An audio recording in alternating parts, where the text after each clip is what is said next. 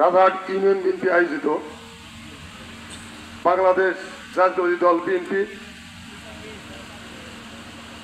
দেশের চেয়ারম্যান দেশনেত্রী বেগম খালেদা জিয়ার আশুরোগ মুক্তি কামনা ও সদ্য গত 5ই আগস্ট দ্বিতীয় স্বাধীনতার যুদ্ধ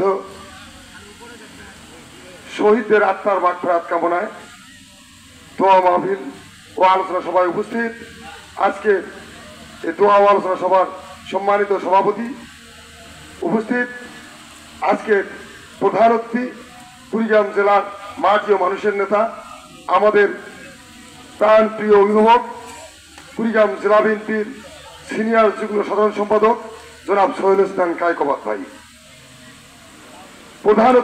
প্রধান বক্তা হিসেবে উপস্থিত আছেন রাজারহাট উপজেলা বিএনপির সম্মানিত সভাপতি আমাদের রাজারহাট বিএনপি পরিবারের অভিভাবক জনাব আনিসুর রহমান ভাই সহ কুড়িগ্রাম জেলা বিএনপির অন্যান্য নেতৃবৃন্দ, রাজারহাট উপজেলা বিএনপির অন্যান্য নেতৃবৃন্দ, রাজারহাট উপজেলা যুব দলের সম্মানিত আহ্বায়ক সদস্য সচিব সহ অন্যান্য নেতৃবৃন্দ, রাজারহাট উপজেলা শ্রমিক দলের সদস্য সচিব সহ অন্যান্য নেতৃবৃন্দ, রাজারহাট উপজেলা স্বেচ্ছাসেবক দলের আহ্বায়ক যুগ্ম আহ্বায়ক সদস্য সহ অন্যান্য নেতৃবৃন্দ, রাজারহাট উপজেলা ছাত্র দলের আহ্বায়ক সহ অন্যান্য আহ্বায়ক সদস্য সচিব সহ অন্যান্য নেতৃবৃন্দ, রাজারহাট উপজেলা জিয়া সাইবার ফোর্সের আহ্বায়ক সহ অন্যান্য নেতৃবৃন্দ, মিউনিসিপ্যাল ডিগ্রি কলেজ ছাত্র দলের আহ্বায়ক সদস্য সচিব সহ অন্যান্য নেতৃবৃন্দ, বিভিন্ন ইউনিয়ন থেকে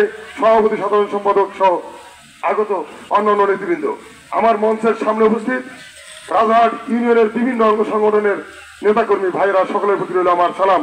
আসসালামু আলাইকুম। হিন্দু ভাইদেরকে আদাব। আপনারা সকলে কেমন আছেন? ভালো থাকারই কথা। যাই হোক, নামাজের সময় হয়ে আসতেছে। আমি আপনাদেরই সন্তান, আপনাদেরই ছোট ভাই, আমার বক্তব্য অনেক শুনছেন। আমরা 1971 সালে যুদ্ধ দেখি নাই, কিন্তু এই ফ্যাসিবাদ স্বৈরা শাসক হাসিনাকে পতন করতে যে দীর্ঘ 17 বছর যুদ্ধ হয়েছিল, তারই ধারাবাহিকতায় বৈষম্য বিরোধী ছাত্র আন্দোলনের ডাকে এক দফা আন্দোলন, এক দফা এক দাবি, খুনি হাসিনা তুই কখন যাবি, এই আন্দোলনে আমাদের বাংলাদেশ জাতীয়তাবাদী ছাত্র দল এবং যুব দলের সৈনিকেরা তাদের সঙ্গে থেকে এই হাসিনাকে ভারতে পালিয়ে যাওয়ার জন্য সুযোগ করে দিয়েছেন।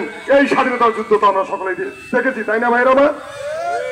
আমি প্রথমেই স্মরণ করছি 1971 সালে যে যুদ্ধ হয়েছিল, সেই স্বাধীনতার যুদ্ধের বীর মুক্তিযুদ্ধের স্বাধীনতার ঘোষক আমাদের বাংলাদেশ ন্যাশনালিস্ট পার্টির প্রতিষ্ঠাতা চেয়ারম্যান, মাতৃভূমি বাংলার বীর মুক্তিযুদ্ধের স্বাধীনতার ঘোষক প্রেসিডেন্ট শহীদ জিয়াউর রহমানকে।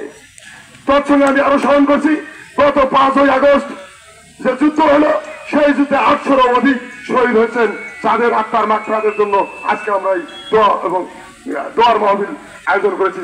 তাদের আত্মার মাগফিরাত কামনা করছি এবং যারা পঙ্গু হয়ে অসুস্থ হয়ে এখনো কাতরাচ্ছেন, তাদের সুস্থতা কামনা করছি এবং আমাদের দেশনেত্রী বেগম খালেদা জিয়ার সুস্বাস্থ্য কামনা করছি। এবং আমি যে কথাটি বলবো, বাংলাদেশ জাতীয়তাবাদী দল সকল অঙ্গ সংগঠন মিলে একটি পরিবার। আমাদের মাঝে মতনৈক্য থাকতেই পারে, ভুল বোঝাবুঝি থাকতেই পারে। আমরা টেবিলে বসবো, টেবিলে বসে আলোচনা করব, আলোচনা করে একই সারিতে আমরা আগামী সংসদ নির্বাচন পাড়ি দেব।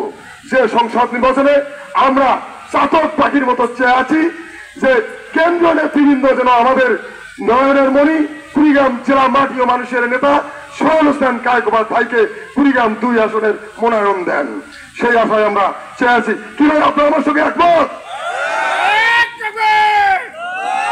সোহেল ভাইকে যদি মনোনয়ন দেন, আমরা কুড়িগ্রামে পাবো 2টি নেতা। একটি হচ্ছেন সোহেল ইসলাম কায়কোবাদ ভাই, আমাদের এমপি ইনশাল্লাহ হবে সুনিশ্চিত ইনশাল্লাহ। দ্বিতীয় রুহুল কবির রিজভী ভাই, যুগ্ম মহাসচিব, উনি অবশ্যই টেকনোক্রেট হলেও মন্ত্রী হবেন। তাহলে 2 জন নেতা আমরা পাইলাম। যদি কখনো কোনো কুচক্রী মহলের কারণে কুড়িগ্রাম 2 আসন থেকে আমাদের বিএনপির সোহেল ভাইকে মনোনয়ন না দিয়ে অন্য কোন দলের প্রার্থীকে দেয়, আমরা সেটা মেনে নেব না। কারণ 2018 সালের নির্বাচনে আমাদের এখানে চাপিয়ে দেওয়া হয়েছিল আমসা আমিন সাহেবকে। সেই নির্বাচনে মুভ করতে গিয়ে আমাকে লীগের নেতারা বলেছিল থামো, ধীরে চলো, সেটা আমি চলে যাই। 24শে ডিসেম্বর আমার গাড়ি রেলগেটে একদম ভাঙচুর করে ছিন্ন বিচ্ছিন্ন করে দেওয়া হয়েছিল ভাইরা আমার। আপনারা দেখেছেন সবাই, আপনারা রাত সাক্ষী। এবং ওই নির্বাচনে সারা বাংলাদেশের কোথাও যদি ভোট সঠিক না হয়, পরিষ্কার তলিতে ভোট সঠিক হইতে হবে, এই প্রত্যাশা নিয়ে এই এলাকার বিএনপি ছাত্রদল যুবদলকে নিয়ে আমি একটি মিশন করেছিলাম। সেই মিশনে ব্যর্থ হয়ে প্রশাসন এই মাঠে আমাকে লাঠিপেটা করেছে। তারপরে আমরা মাঠ ছাড়ি নাই, আওয়ামী লীগের নেতা এসে আমাকে বুঝিয়ে মাঠ ত্যাগ করিয়েছে। সেই জায়গায় যেহেতু নির্বাচন হবে, সেখানে আমাদের নেতাকে আমরা নির্বাচিত করবো। এরপরে আমি অনেকবার আমজাদ আমিন সাহেবকে ফোন করেছিলাম, তার যে নাম্বারটি দিয়েছিল ওটা নির্বাচনের নাম্বার ছিল, একদিনও রিসিভ হয় না এবং নাম্বার ঢোকে নাই। সেই নেতা আমরা কখনোই চাই না, চাই না, চাই না। ভাইরা আমার, আমরা রাজপথে রক্ত দিতে জানি, আমরা গণতন্ত্র পুনরুদ্ধার করেছি। এই গণতন্ত্র পুনরুদ্ধার করেছি, যতটুকু গুরুত্ব পেয়েছে তার চেয়ে গুরুত্ব পাবে এটাকে ধরে রাখা। আর এই ধরে রাখার দায়িত্ব আমাদের অন্য সংগঠনের সকল নেতা কর্মীর কাঁধে বর্তায়। আমরা যদি কেউ এই সংগঠনকে ভালোবাসি, তাহলে কারো অন্তরে গিয়ে কোনো প্রকারের এমন কিছু করবো না মানুষ যেটা বলে আগের আওয়ামী লীগই ভালো ছিল। এটা কি আমরা চাই?